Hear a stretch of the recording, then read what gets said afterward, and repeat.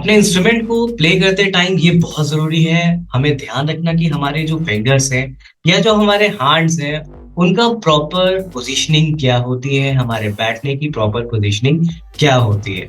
जी हाँ, अपने आज के हम इस वीडियो लेक्चर में यही सीखेंगे कि हमें किस तरह से अपने फिंगर्स को अलाइन रखना है, अपने हाथों को किस तरह से पोज़ीशनिंग करनी है और फाइनल जो पोज़ीशन होनी चाहिए प्ले करते टाइम या सिर्फ इंस्ट्रूमेंट के सामने बैठते टाइम वो हमारी कैसी होनी चाहिए। सो बिना किसी टाइम वेस्ट करे चलते हैं अपने स्क्रीन की तरफ और स्टार्ट करते हैं अपना आज का वीडियो लेक्चर। जैसा कि हम देख पा रहे हैं यहाँ पे एक जो लेडी है, राइट, वो अपने इंस्ट्रूमेंट के सामने बैठी हैं और उनका जो एक प्रॉपर पोस्चर है वो बहुत ही प्रोफेशनल है। दैट मीन्स अगर इस पोस्चर की मैं बात करूँ, इसको मैं एक्सप्लेन करूँ, तो जो हैंड्स हैं वो हमारे 90 डिग्री पे अलाइंड है। मतलब जो हम लोग प्ले कर रहे हैं वो हम अपने कीबोर्ड के कीबैड के ऊपर बैठे हैं, राइट। मतलब जो हमारा पोजिशनिंग है, हमारी जो हाइट है वो हमारे कीबैड से ऊपर है, राइट। एंड जो हमारे हाथ हैं, दोनों हाथ हमारे वो 90 डिग्री पे अलाइंड है। प्लस हमारी जो ये रिस्ट है, ये फिंगर्स है, रिस्ट है, ये हमारी आर्क पोजीशन पे है। एंड जो हमारा, अगर हम ओवरऑल की बात करें, ओवरऑल जो हमारा पूरा बॉडी का पोस्चर है वो भी 90 डिग्री है, दैट मीन्स स्ट्रेट है। अब इस पोस्चर को हम कैसे अचीव करेंगे उसकी बात करते हैं।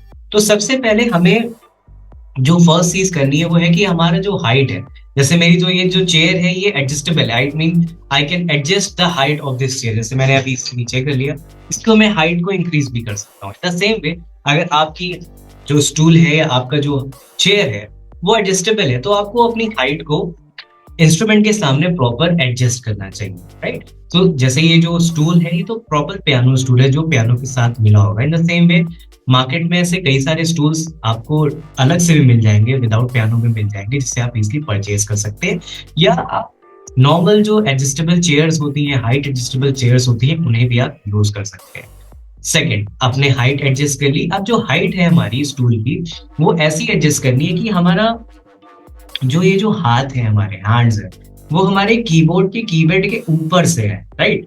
आप ये देख रहे हो कि ये जो कीबैड है, दैट मीन्स ये जो कीबोर्ड है, ये कीबैड है, इसके ऊपर से हाथ आ रहे हैं, राइट। सो कभी कभी आपने देखो कुछ लोग प्ले करते हैं तो वो ऐसे नीचे से प्ले करते हैं, राइट, मीन्स उनके हाथ यहाँ से आते हैं, राइट। इस तरह से नहीं, हमारा जो हाइट होना चाहिए, जो हमारी सिटिंग पोजीशनिंग होनी चाहिए, वो हमारी कीबैड के ऊपर होनी चाहिए। मतलब हमारी जो हाइट है, हमारा जो हाथ होने चाहिए वो हमारे कीबैड के ऊपर से आने चाहिए, right.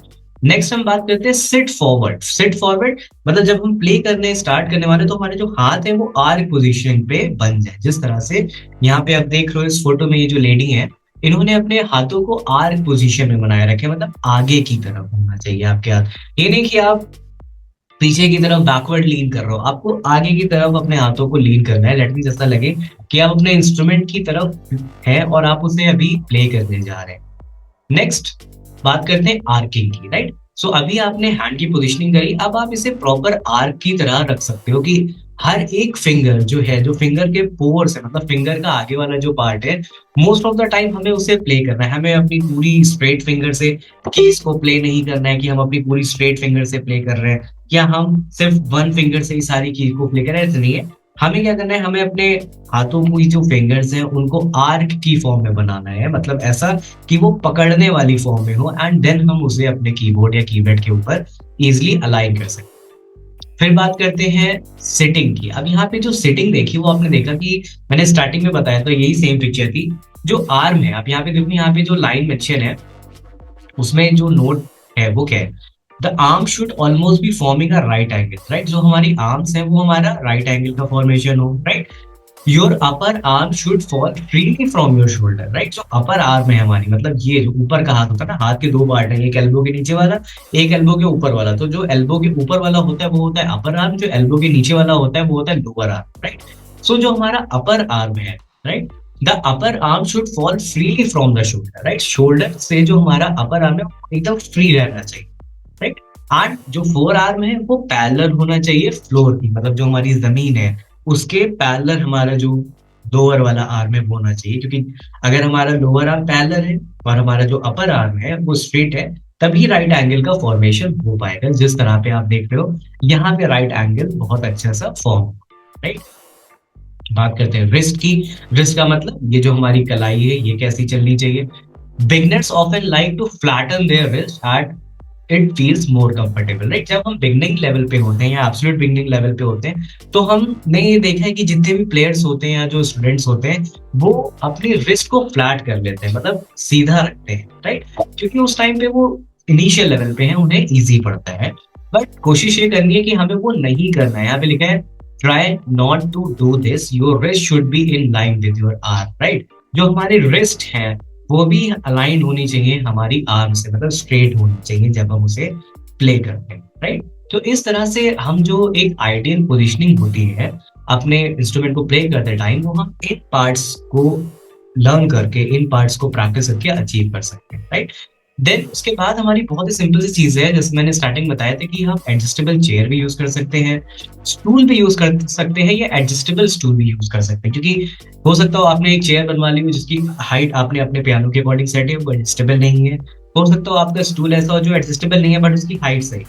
So it's better to get adjustable chair या एडजस्टेबल स्टूल, जिससे आप अपने पियानो की हाइट को इजिली इंक्रीज या डिक्रीज कर सकते हो as compare to your chair, right. आप अपनी चेयर की हाइट को अपने पियानो के अकॉर्डिंग इंक्रीज या डिक्रीज कर सकते हैं, क्योंकि उसमें ऑप्शन रहता है कि आप उसकी हाइट को इंक्रीज भी कर सकते हो एज वेल एज उसकी हाइट को डिक्रीज भी कर सकते हो।